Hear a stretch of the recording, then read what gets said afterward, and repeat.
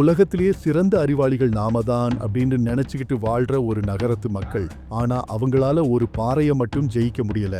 அவங்களோட அத்தனை யோசனையும் தோல்வி அடைந்த பிறகு கடைசியா என்ன முடிவு பண்ணாங்க அப்படிங்கறத தெரிஞ்சுக்கிறதுக்கு இந்த அசத்தலான வீடியோவை முழுசா பாருங்க.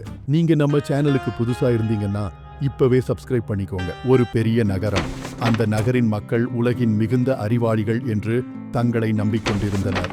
அவர்கள் எதையும் சரியாக யோசித்து முடிவெடுப்பார்கள். ஒரு நாள் நகர தலைவன் மக்களை ஒன்றாக கூடி அழைத்தார். நம் நகரத்திற்கு பெருமை சேர்க்கும் ஒரு நினைவு சின்னம் வேண்டும். நம்முடைய அறிவுத்திறனை மற்ற ஊர்களுக்கும் காட்ட ஒரு வலுவான தூணை நாம் உருவாக்க வேண்டும் என்று கூறினார். மக்கள் அனைவரும் ஆர்வத்துடன் ஒப்புக்கொண்டனர். ஆனால் அந்த தூணை எதை வைத்து உருவாக்குவது? இது மிகப்பெரிய கேள்வியாக இருந்தது. அதனால் நகரத்தின் தலை சிறந்த அறிவாளிகள் ஒன்றாக கூடி ஆலோசித்தனர். ஒருவன் கூறினான், அது ஒரு சாதாரண தூணாக இருக்கக்கூடாது. நாம் உருவாக்க இருக்கும் தூண் எவராலும் உடைக்க முடியாததாகவும் நகர்த்த முடியாததாகவும் காலத்தால் அழிக்க முடியாததாகவும் இருக்க வேண்டும். அனைவரும் ஒப்புக்கொண்டனர். அவர்கள் நகரத்தில் உள்ள மிக வலுவான பாறையை தேர்ந்தெடுத்தனர். அந்த பாறை உயரத்தில் 15 அடி இருக்கும், அகலத்தில் 10 அடி இருக்கும். அதன் மேல் அடர்த்தியான பசுமையான புதர்கொடிகள் வளர்ந்திருந்தன. நீண்ட காலமாக நிலத்தில் உறைந்திருந்த அந்த பாறையின் அடியில் பல்வேறு பூண்டு வேர் பரவி வளர்ந்திருந்தன. பாறையின் மேற்பரப்பு காலத்தால் சிறிதளவு உருகி மிருதுவாக இருந்தாலும் அதன் அடிப்பகுதி அடித்தளமாய் நிலத்தில் ஆழமாக பதிந்திருந்தது. அவர்கள் அனைவரும் அந்த பாறையின் அருகில் சென்று அதை நெருங்கி கவனித்தனர். ஒருவர் அதை தட்டி பார்த்தார். ஓசை கேட்டது. அதை பார்த்து மற்றொரு அறிவாளி சொன்னான், இது சாதாரண பாறை அல்ல. இதற்கு உள்ளே நிறைய கனமான தாதுக்கள் இருக்கலாம்.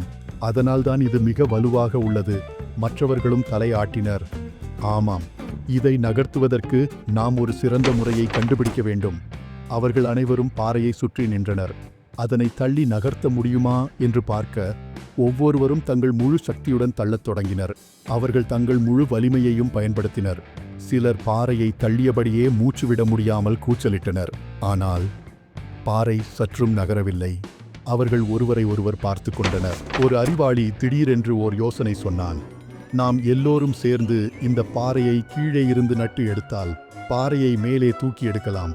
அருமையான யோசனை என்று அனைவரும் ஒப்புக்கொண்டனர். அவர்கள் ஒவ்வொருவரும் மண்ணை அகற்றத் தொடங்கினர். கை நகங்கள், குச்சிகள், சிலர் கூட தங்கள் காலால் இடித்து குழி தோண்ட முயன்றனர். அவர்கள் ஒரு நாள் முழுவதும் முயன்றார்கள். சிலரின் கை புண்ணாகி ரத்தம் வரத் தொடங்கியது.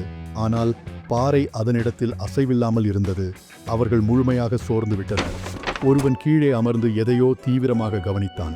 அவன் தன் விரலால் ஒரு சிறிய எறும்பை தொட்டு அதன் பாதையை பார்த்து யோசித்தான். அவன் திடீரென்று எழுந்து நின்று மற்றவர்களிடம் கூறினான், நாம் எறும்புகளிடமிருந்து பாடம் கற்றுக்கொள்ள வேண்டும். எறும்புகள் இணைந்து உணவை தூக்கி நகர்த்தும். அதுபோல நாம் ஒருவராக அல்ல, ஒன்றாக சேர்ந்து செயல்பட்டால் பாறையை நகர்த்தலாம். அனைவரும் ஆச்சரியத்துடன் அவனை பார்த்தனர். எப்படி? அனைவரும் ஒரே நேரத்தில் ஒரு திசையில் நின்று ஒரே சமயத்தில் நம் முழு வலிமையையும் பயன்படுத்த வேண்டும். அவர்கள் ஒவ்வொருவரும் தங்களிடத்தில் நின்று முழு ஆற்றலுடன் தள்ளத் தொடங்கினர். இப்போது பாறை சற்றே நகர்ந்தது. அவர்கள் கண்களில் மகிழ்ச்சி தெரிந்தது. அவர்கள் மகிழ்ச்சி அடைந்தனர். ஆனால் பாறை இன்னும் முழுமையாக நகரவில்லை. இதற்காக மேலும் ஒரு திறமையான திட்டம் தேவைப்பட்டது. அவர்கள் சிந்தனை செய்ய ஆரம்பித்தனர். ஒரு அறிவாளி யோசித்து பார்த்து சொன்னான், நாம் பலவீனமாக இருக்கிறோம். வலிமையை அதிகரிக்க ஒரு சிறப்புமிக்க உணவு சாப்பிடலாம்.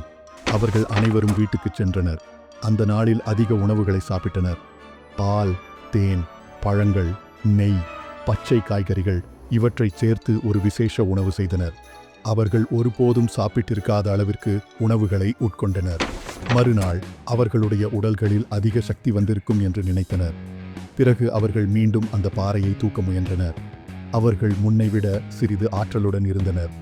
ஆனால் பாறை அசையவில்லை. மறுபடியும் ஒருவன் யோசனை சொன்னான். காற்றின் அழுத்தம் மிக அதிகம். நாம் எல்லோரும் சேர்ந்து பாறையை ஊதி நகர்த்தலாம். அவர்கள் அனைவரும் பாறையின் அருகில் நின்று பலமாக ஊதினர். 5 நிமிடங்கள், 10 நிமிடங்கள். அவர்கள் மூச்சுவிட்டு ஓய்ந்தனர். பாறை அசையவில்லை. அவர்கள் முடிவெடுத்தனர், வெப்பத்தால் பாறையை சிதைக்கலாம். அவர்கள் பாறையின் கீழ் பலபடி குச்சிகளை வைத்தனர். தீ மூட்டினர். தீ எரிந்தது. அவர்கள் அதிருப்தியுடன் காத்திருந்தனர். 3 மணி நேரத்திற்கு பிறகு பாறை எதுவும் நடக்காதது போல அசைவில்லாமல் இருந்தது. அப்போது உண்மை புரிந்தது. அவர்கள் அனைவரும் ஒரே நேரத்தில் குரல் கொடுத்தனர். நம்மால் இந்த பாறையை நகர்த்த முடியாது. நகரத்தின் முதன்மை அறிவாளி அங்கு வந்தார். அவர்களிடம் கேட்டார், என்ன நடந்தது? தூணை எங்கே? அவர்கள் அனைத்தையும் விளக்கினர். தலை சிறந்த அறிவாளி சிறிது சிந்தித்தார். பின்னர் பெரிய சிரிப்புடன் கூறினார், நம்மால் பாறையை நகர்த்த முடியவில்லை அல்லவா? அதற்காக கவலைப்பட வேண்டாம். நாம் இந்த பாறையையே நகர்த்த முடியாத ஒரு தூணாக அறிவித்து விடலாம். அவர்கள் அனைவரும் ஒப்புக்கொண்டனர்.